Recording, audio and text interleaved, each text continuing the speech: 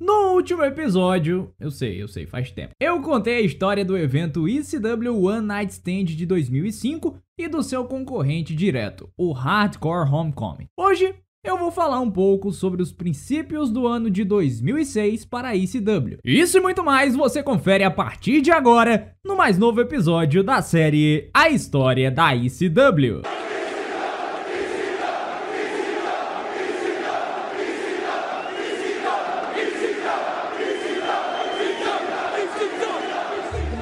Em 2006, 5 anos após o império do wrestling de Vince McMahon se tornar o único show grande do país, as coisas não estavam muito bem. Não que hoje elas estejam, mas naquele ano, o pay-per-view e os números da TV tiveram uma queda de 25% com relação ao ano anterior. Na verdade, o pico de 2001 foi esfriando ano após ano. Não fossem os pay-per-views em novos mercados como o europeu, alguns shows seriam simplesmente um poço de prejuízo para a empresa. Entre o DVD com a história e o pay-per-view de reunião de 2005, uma das histórias de maior sucesso da WWE acabou sendo de um projeto que não era criação do Vince McMahon, a ECW. Ainda que ele tivesse um pouco de medo do crescimento da marca, outro McMahon tinha uma visão bem diferente. E eu falo de Shane McMahon, o filho de Vince McMahon e na época responsável pelas operações online da empresa. Em janeiro de 2006, ele contou ao pai do interesse em criar um show semanal exclusivo para a internet. Várias reuniões foram realizadas entre os McMahon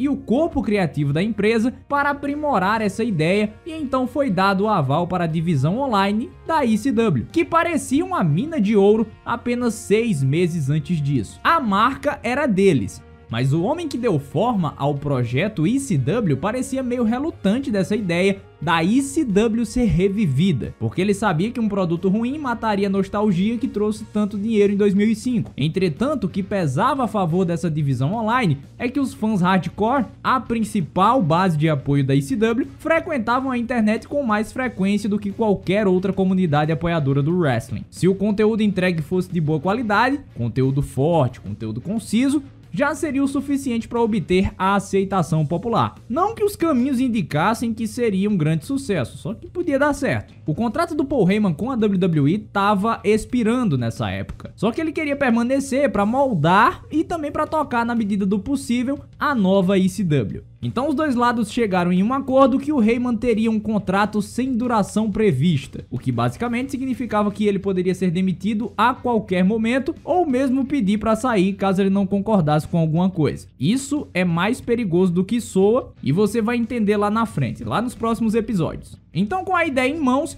Vince McMahon foi falar com alguns conselheiros. Alguém entre eles sugeriu que ele procurasse as emissoras de TV a cabo para ver se alguém estaria interessado em pagar pelos direitos de transmissão desse show, que originalmente ia ser só para a internet. Seria algo como os primórdios da WWE Network. O Vince então entrou em contato com várias emissoras e acabou ficando muito surpreso com a resposta. TVs a cabo, sindicalizadas, emissoras internacionais e o escambau estavam mais interessados em ter nas suas respectivas programações um programa da ECW do que continuarem realizando a transmissão do famigerado WWE Velocity, que apresentava basicamente só o soro do leite da WWE, um subproduto muito similar ao que hoje é o WWE Main Event. E o interesse era tão grande que até empresas de videogame ficaram animadas com essa ideia. Então o plano, que em um dado momento era simplesmente de fazer um pay-per-view anual, acabou se transformando em um dos remédios para a situação financeira cambaleante da WWE. Quando eles tiveram uma chance de tirar um dinheiro da empresa que eles pegaram em completa decadência, eles realmente aproveitaram a oportunidade. A ECW conseguiu um horário interessante no canal a cabo Sci-Fi. No tal do Eastern Time, eles eram exibidos às 10 da noite. Com a verba entrando e a oportunidade conseguida pelos chefes da WWE,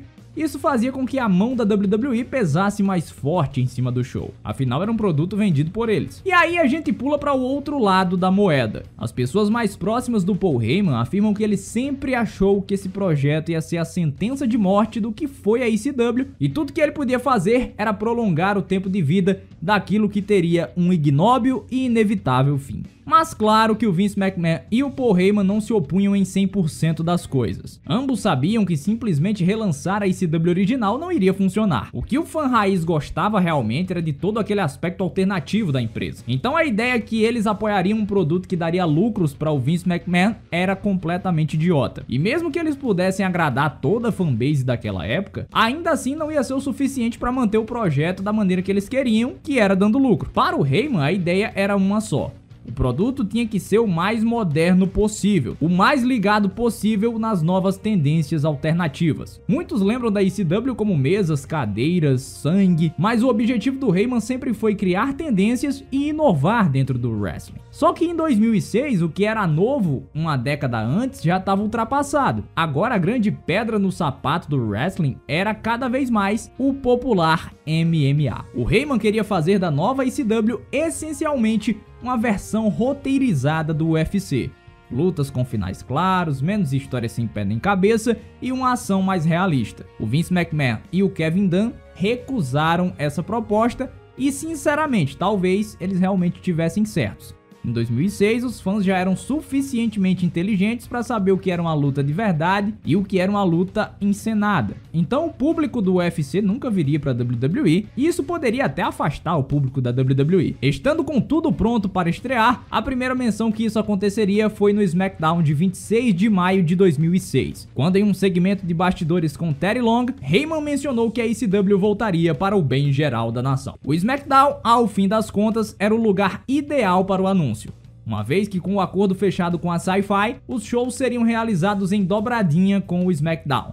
Então o público seria exatamente o mesmo. O que o corpo diretivo esperava é que o público reagisse bem, ou pelo menos que fosse algo melhor do que o que eles fizeram no Raw, mas sobre isso eu só vou falar no próximo episódio da série A História da ECW. Todo o conteúdo dessa série pode ser conferido neste livro que está aparecendo aqui na tela. No próximo episódio vamos tratar da segunda parte desse caminho da WWE ECW. Prestes a começar o show na Sci-Fi, estava chegando o ECW One Night Stand. Então a gente vai comentar um pouco sobre esse pay-per-view e como ele foi diferente do pay-per-view de 2005, já tendo toda uma identidade da WWE. Se você gostou desse vídeo, deixe o seu like, se inscreva no canal e se você tá feliz com a volta da história da ECW, você vai se tornar membro do canal a partir de R$2. Tem um botãozinho aqui embaixo, seja membro, e você vai conhecer todos os planos e com toda certeza você vai aderir ao nosso clube de canais, beleza? Tchau, tchau galera, fui!